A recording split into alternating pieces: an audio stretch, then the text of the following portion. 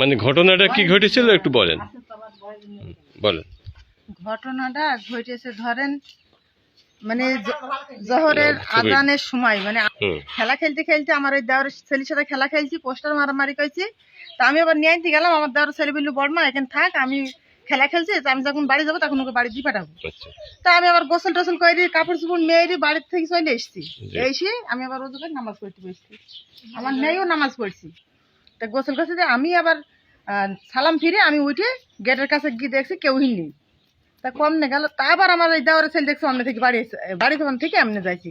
আচ্ছা মুজাহিদ, তা আল্লাহ দিকো তোর সাথে খেলা খেলছিল, দিয়ে বলছি বর্মা ওকে তো জুনাইদ কুল দেবো বলি ডাকলো, কুল খাবে দেখে নাই কুললি যা। আচ্ছা কই ওকে তো দেখছি না ওখানে, বিষয় আছে তুমি খোঁজ করো ওইখানে। তা আমি আমার মেয়েকে ডাকাডাকি করছি, কোনো কথা কইছি না। তারপরে ফের আবার ডাকছি, কথা কইছি না। দিয়ে তারপরে ফের আবার ধরেন 3 বার পর ডাকার পরে তখন ওর মুখটা চেপে ধরে আছে। 3 বার ডাকার ছেলের বাড়িতে চলে গেছেন? ছেলের বাড়ি ও দেখেন ওইটা, এ দেখেন আমি এখান থেকে ডাকাডাকি ডাকাডাকি করার পরে তারপরে ওই ছেলে মুখ চেপে ধরার আছে ধরেন যখনই আমি 3-4 বার ডেকেছি ও তখন ওকে ছেড়ে দিছে। ও ছাড়ি দেওয়ার সাথে সাথে ও দৌড় মেরে চলে এসছে আমার মেয়ে। হ্যাঁ আমার মেয়ে যেরকম ছিল সেরকম অবস্থায় চলে এসে আমাকে এরকম করে পাটা সাপড়ে ধরেছে। ধর আমি বাবু কি হয়েছে কি হয়েছে, মানে আমি ছোট করেই ওকে শুধাচ্ছি বাবু কি হলো বাবু কি হলো। জি মেয়ে আমার হাওয়া করে কাঁদতে বলছি মা এ দেখো আমাকে জুনাইদটাই এই অবস্থা ই করলো। তা আমার মেয়েকে কোলে করে বুকের সামনে কান্দা নিয়ে আমি ওখানে গিয়েছি ওর কাছে। ও দেখে টুকি মাইছে, আমি চাই শোন কি হইলো এখানে। ছেলেটার নাম কি? জুনাইদ। জুনাইদ, হ্যাঁ। তা আমি চাই জুনাইদ আমার মেয়ের সাথে কি করেছিস, আর যেই বলেছে তুই কি করেছিস মানে দোষ ই করার আগে ও আমার পাশে ধরে ও নিজেই স্বীকার করছে ভাবি আমার অন্যায় হয়ে গেছে, আমার ভুল হয়ে গেছে, আপনি আমাকে মাফ করে দেন বিকার মতন।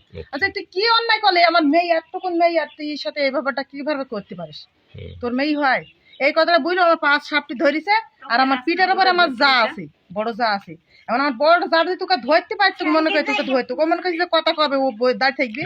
এর ও যে একদিকে মানুষ জোগাড় করা দেখিস আর ও আমার মেয়ে কলে আর ও খেলে পারি দিচ্ছে আমাকে। কটার দিকের ঘটনা এটা? এটা ঘটেছে 1:20 থেকে 1:30 এর ভিতর। ও আচ্ছা আচ্ছা, তাহলে ওকে কি ফুসলে নিয়ে গেছিল? ফুসলে নিয়ে গেছে, হ্যাঁ।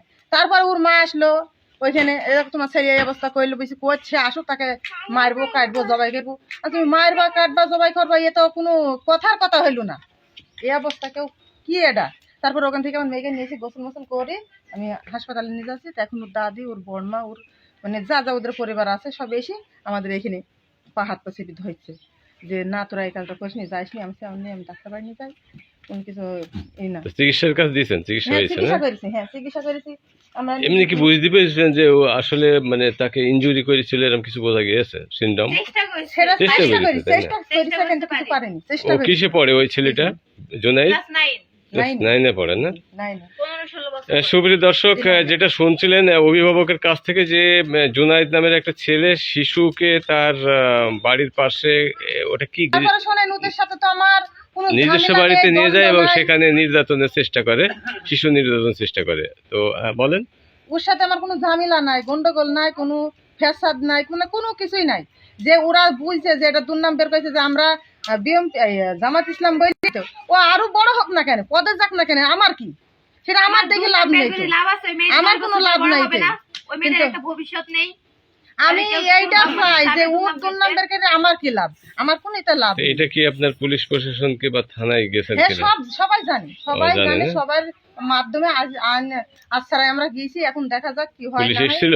হ্যাঁ পুলিশ এসেছিল।